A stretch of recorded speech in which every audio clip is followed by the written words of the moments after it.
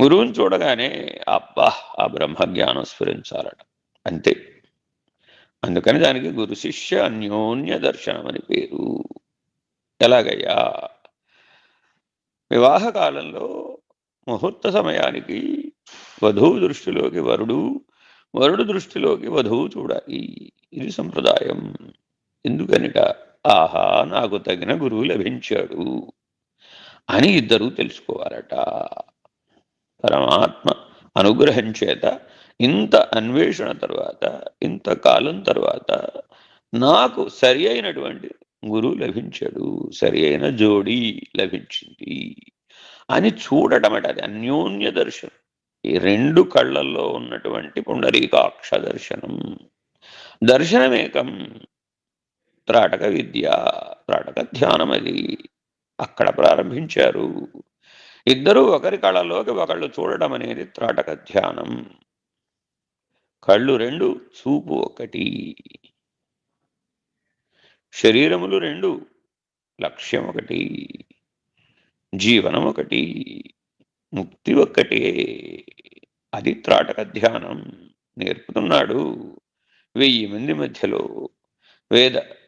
వేద పారాయణ జరుగుతూ ఉంటుందండి. ఒక పక్కన లగ్నాష్టకాలు చదువుతూ ఉంటారు. మహర్షులని, దేవతలని, అష్టదిక్పాలకులని, కోటి దేవతలని అందరినీ పిలుస్తారు. సమంత్రకంగా పిలుస్తారు ముహూర్త కాలానికి. అది మీకు తెలిసినా తెలియకపోయినా జీవిత సత్యం అది. ఎందుకనిట అంటే, ఇద్దరు సరిగా కలిసి జీవించి ఇద్దరూ ముక్తులు అవ్వాలంటే వశిష్ఠ అరుంధతుల వలె, అలా సప్త ఋషుల వలె. సప్త ఋషులు ఇద్దరూ ధరించారు, ఒక్కడు ధరించి ఒకడు మిగిలిపోలేదు. అయితే ఋషి ప్రోక్తమైన జీవన విధానం.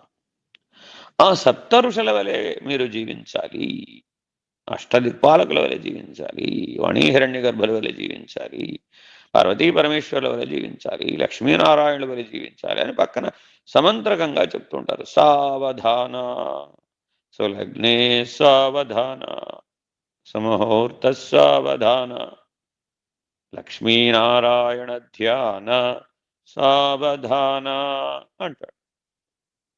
అని చెప్తారు ఇవన్నీ. అంటే అర్థం ఏమిటి? మోక్షలక్ష్మిని చూడాలి భార్యలో, మహానారాయణని దర్శించాలి భర్తలో అని చెప్తున్నాడు. అలా చూడటం ఆ ముహూర్తం.